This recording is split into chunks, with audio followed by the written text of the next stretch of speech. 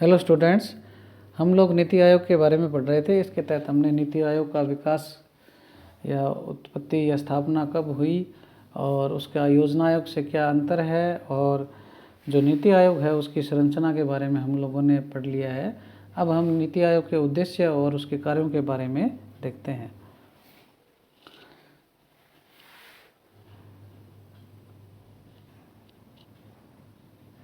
महात्मा गांधी ने कहा था कि सतत विकास ही जीवन की विधि है और ऐसा व्यक्ति जो अनुकूल दिखाई पड़ने के लिए अपने धर्म सिद्धांत को बनाए रखने का प्रयत्न करता है और सदैव स्वयं को भ्रामक स्थिति में धकेलता है।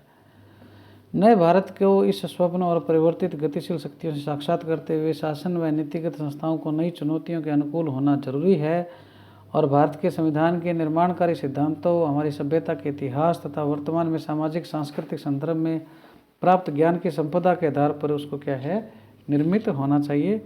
उक्त दर्शन के आधार पर नीति आयोग की स्थापना के उद्देश्य निर्धारित किए गए हैं, जो निम्न प्रकार हैं। पहला है राज्यों की सक्रिय भागीदारी के साथ राष्ट्रीय विकास की प्राथमिकताओं, क्षेत्रों और रणनीतियों का एक साझा दृष्टिकोण विकसित करना, इसका उद्देश्य है।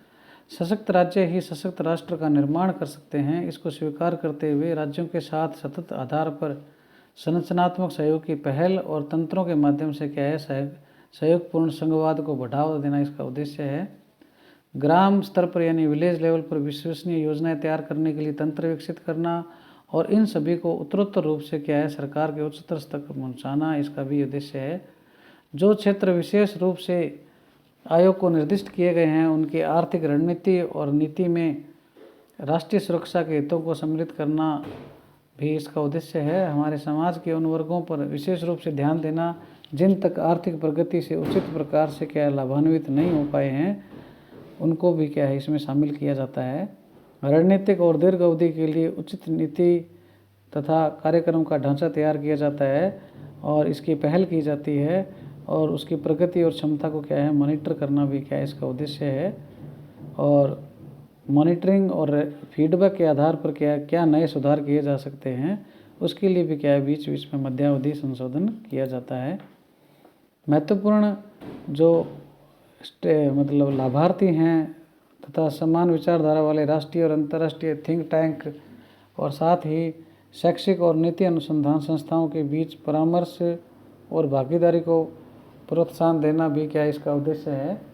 राष्ट्रीय और अंतर्राष्ट्रीय विशेषज्ञों और जो वृत्तिक हैं, मतलब जो इसकी आजीविका करते हैं अंतर्राष्ट्रीय स्तर पर, और अन्य भागीदारों के सहयोगात्मक समुदाय के माध्यम से ज्ञान, नवाचार, उद्यमशीलता की सहायक प्रणाली को भी विकसित करना इसका उद्देश्य है।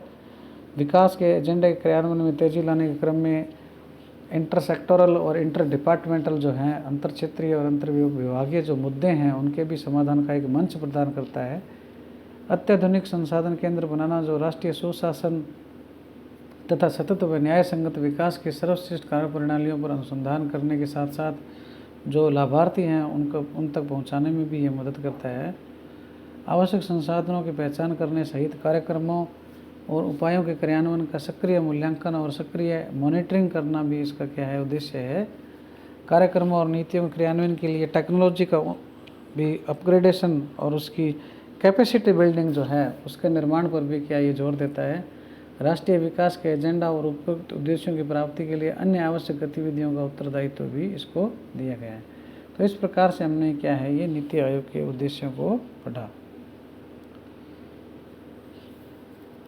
इसके पश्चात इसके कुछ कार्य भी हैं, उनको हम देखते हैं, नीति आयोग के कार्यों को।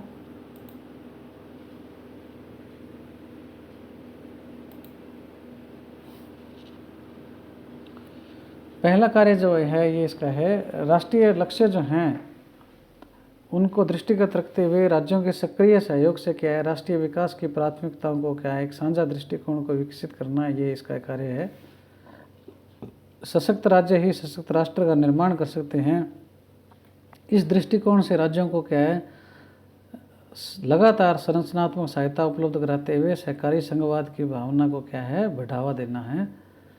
ग्रामीण स्तर पर विकास की योजनाएं इस दृष्टि से तैयार करना कि समाज के वर्गों को लाभ मिले जो उनसे अभी तक वंचित हैं। आर्थिक नीति और व्यूह रचना में ही राष्ट्रीय सुरक्षा और हितों के मुद्दों का समावेश करना, लंबी अवधि की विकास नीति और कार्यक्रमों तथा सामरिक संरचना और उसकी प्रगति तथा कुशल क्रियान्वित की मॉनिटरिंग करना और उसके आधार पर सुधार करना। तो इसके अलावा ये राष्ट्रीय अंतर्राष्ट्रीय घटकों, शैक्षिक शोध संस्थाओं, उनसे भी तालमेल बनाना और उनको क्या है जो नीति निर्माण का जो थिंक टैंक है उसका एक सहभागी बनाना भी इसका कार्य है। इसके अलावा विकास के एजेंडे में तेज़ी लाना और ऐसा मंच तैयार करना और सेवाओं के प्रभावी और सकल वितरण को सुनिश्चित करने के लिए कार्यक्रमों में मॉनिटरिंग करना और तकनीकी सुधार करना, पर्यावरण और शून्य प्रभाव के लक्ष्य को सस्टेनेबल विकास जो है उसका संकल्प प्राप्त करना, उद्देश्यों और कार्यक्रमों की सफल क्रियान्विति के लिए जो भी आवश्यक कदम हो उसको उठाना, ये सब क्या है नीति आयोग के कार्य हैं। तो भारत के संविधान के लागू होने के 2 माह की अवधि में ही देश की अर्थव्यवस्था के नियोजित विकास की रूपरेखा बनाने और उसको गति देने के लिए जो गठित योजना आयोग है उसको अचानक समाप्त करना का जो निर्णय है उसने क्या है राजनीतिक और प्रशासनिक समीक्षकों को चौंकाया। समीक्षकों ने इसे प्रधानमंत्री नरेंद्र मोदी के गुजरात के मुख्यमंत्री रहते योजना आयोग के समक्ष फंडिंग के लिए प्रतीक्षारत रहने और उस दौर के हुए कटु अनुभवों की प्रतिक्रिया भी मानते हैं कुछ लोग। नीति आयोग के गठन पर केरल के मुख्यमंत्री उमन चांडी ने अपने तात्कालिक प्रतिक्रिया में मोदी सरकार के इस निर्णय को मनमाना और सहकारी संघवाद की भावना के प्रतिकूल माना है। नीति आयोग में केंद्रीय सरकार के द्वारा पूर्णकालिक सदस्य के रूप में मनोनीत अर्थशास्त्री विवेक देवराय ने त्वरित राय जताई थी कि प्रधानमंत्री को नवगठित आयोग के क्षेत्राधिकार में अपने आप को बाहर रखना चाहिए। एक आलोचना यह भी की गई कि पूर्ववर्ती योजना आयोग भी गैर संवैधानिक निकाय के रूप में सरकार के कार्यकारी आदेश से ही देश की अर्थव्यवस्था का संचालन करता रहा और अब जो ये नई संरचना है उसके बनाने की हड़बड़ी में इस स्थिति को कोई सुनिश्चित प्रतिकार नहीं दिया गया और नीति आयोग भी क्या है गैर संवैधानिक संस्था के रूप में गठित है जैसे योजना आयोग था। यह शंका भी व्यक्त की जाती है कि गैर संवैधानिक और गैर सांविधिक रूप से गठित यह आयोग भी पूर्ववर्ती योजना आयोग की भांति ही प्रधानमंत्री की उपस्थिति के कारण सुपर कैबिनेट स्थिति में बना रहेगा, जिसकी संसद के प्रति जवाबदेहिता सुनिश्चित करने के लिए कोई प्रावधान नहीं है।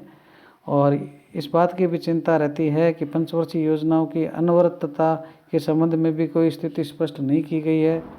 यद्यपि नीति आयोग के कामकाज में राज्यों की राय को ज़्यादा महत्व मिलने के प्रबल संकेत हैं, फिर भी मंत्रिमंडल सचिवालय, अंतर्राज्य परिषद और वित्त आयोग तथा राष्ट्रीय विकास परिषद से संबंधों में द्वंद्व और असहज स्थिति की आशंका चिंतकों को परेशान किए हुए हैं।